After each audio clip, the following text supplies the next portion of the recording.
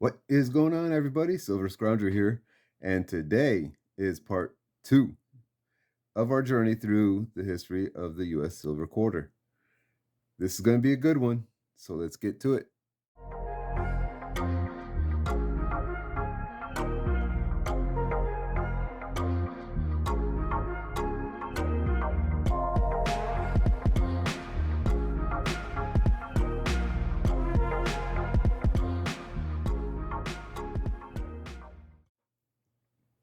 All right, last week we looked at the first 3 main designs of the quarter: the Drake bust quarter, the Cap bust quarter, and the seated Liberty quarter.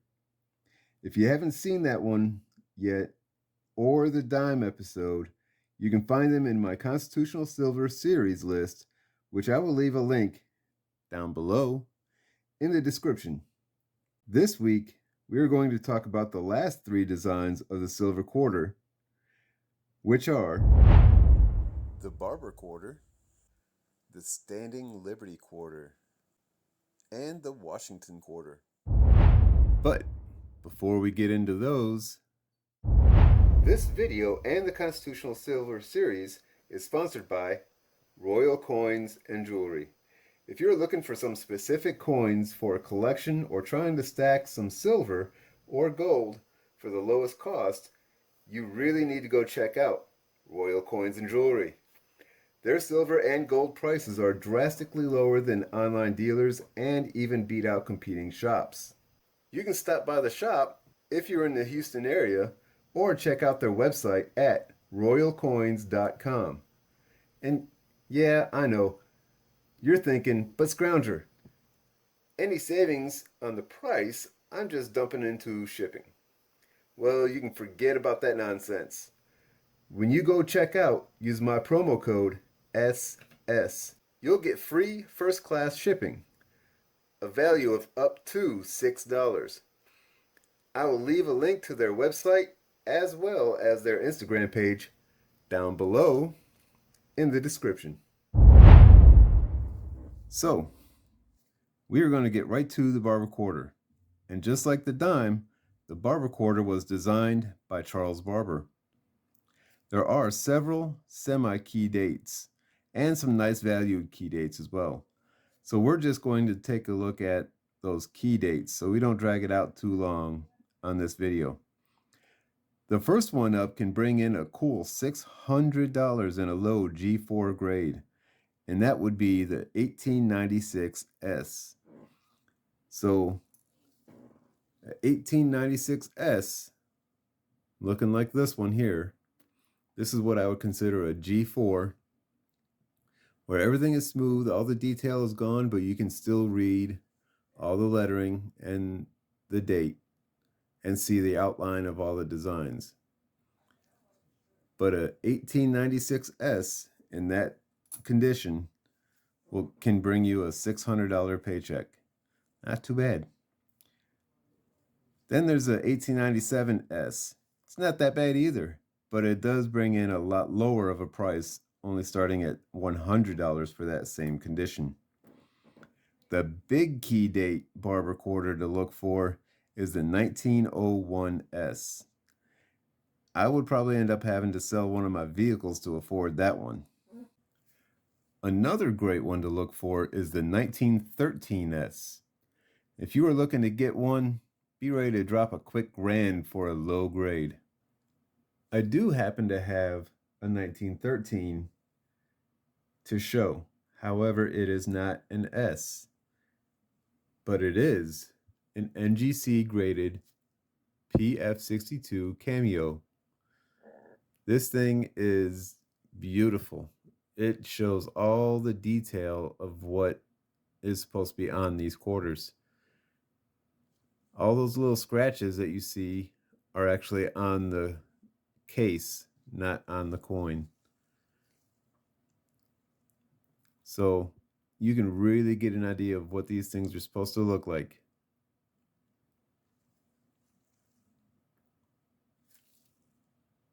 So those are the main key dates. And as I said, there are several semi-key dates as well.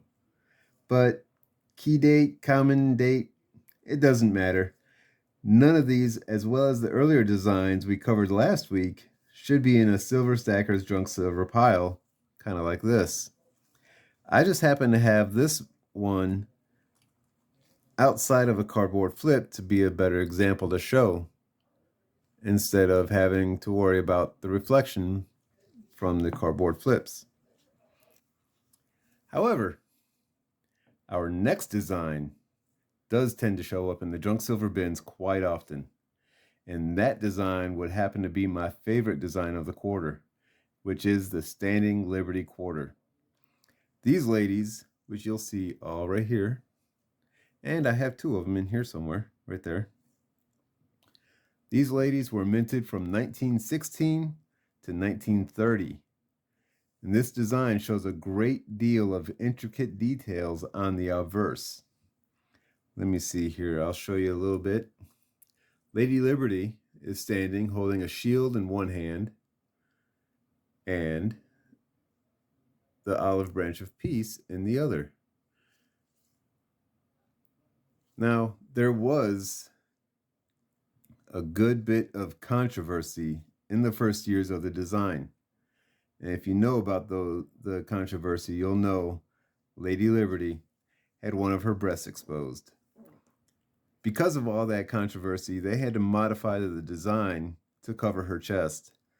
And when they did that, they also slightly changed the reverse as well.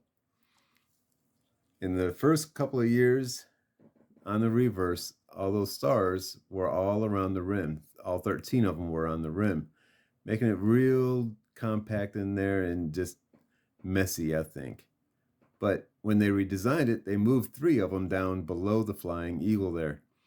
It freed up the rim a little bit and makes it look just so much cleaner to me in this design. So, another big design flaw that this quarter shares with the Buffalo nickel is the date. It had a real bad problem of the date rubbing away. So, in 1925, they recessed the date to help fix that. Because of that design flaw, pretty much anything before 1925 is a better date when it comes to the numismatic value being more than the silver content. But the key dates will really bring in a nice price. The first year it was minted, 1916, is the best date to have since a low G4 grade can command a $3,000 price. And it can quickly go over $10,000 once you reach the AU condition. The only other one of this design that even comes close in price comparison is the 1918S. And that has to be the one that has the 8/7 repunched date. And here's what it looks like so you can take a look. You can see here where the 1918 looks a little weird. Let's zoom in on it real quick. You can actually see the 7 underneath of that 8. There are really only 3 other main key dates, and they are the 1921 with no mint mark, meaning it's from Philly, the 1923S, and the 1927S. Now, it would be 2 years until the next design came out, and it was originally intended to be a commemorative issue, but instead it has become the longest running design of the quarter, and that's the Washington quarter.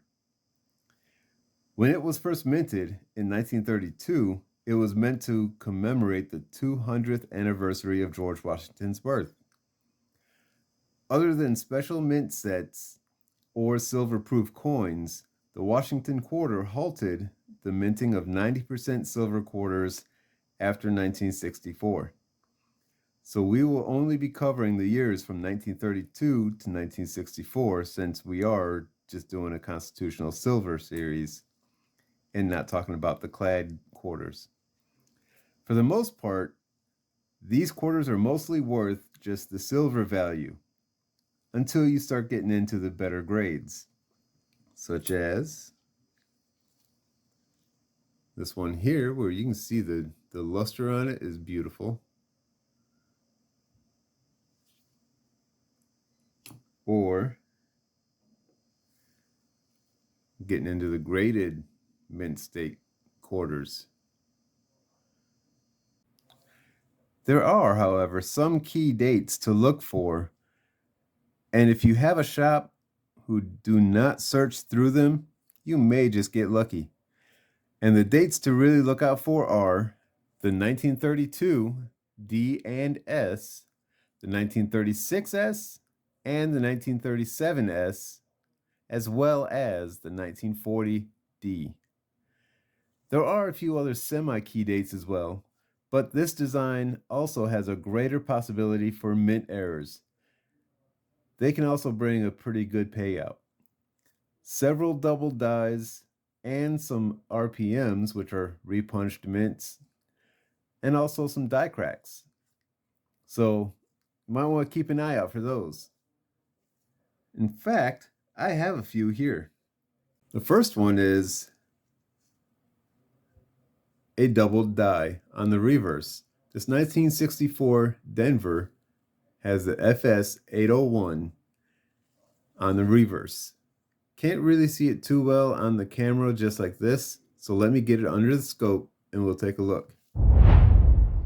All right, now that I got it onto the scope, we can see a little bit better. If you look right here, we got doubling here on the A, right here in the M where that cursor is. Let me get it out of the way for you. And then you can also see it in the E, right here on the middle, right there. Also, it does show up on the R as well, not as much, but down on the bottom on $quarter, it definitely shows up. A little bit on the U here, the A again here, and then the R right here is all doubled. All of those points that I pointed out are exactly the same as what you would find on VarietyVista.com or WexlersDoubledDie.com. So we do have an FS 801, and that is just something that you can look for, as well as a whole slew of other double dies that can bring you more value than what just the silver content is. Then you've got die cracks. And we just happen to have a beautiful 1957 Denver Washington quarter at an MS65 from NGC that happens to show a die crack on the reverse. Let me get it zoomed in, we'll be able to see it. There we go. Goes from the leaf on that olive branch right across the wing, and then it continues up the wing as well. So there's a beautiful die crack on there. Another one is this beautiful 1960 25-cent AU55 that was struck on a 10-cent stock. Now, it wasn't struck on a 10-cent planchet, it was struck on the stock that's made for 10-cent pieces, for the dimes. It was somehow inserted in to where the planchets for quarters get punched out. So this is a really, really neat find. And again, like I said, it is available through Royal Coin and Jewelry. All right. So between last week and this week, that was a good bit to get through. Now, next week, we move on to the $half. That one's going to get interesting. But until then, this is Silver Scrounger saying thanks for watching and keep on stacking. I want to thank everyone for watching my video. It is greatly appreciated. If you enjoyed it, found it informative or entertaining, please hit that thumbs up button by liking the video. Also, comment on what you think about anything discussed. I'm always interested to hear other people's thoughts. Until next time, this is Silver Scrounger saying thanks for watching and keep on stacking.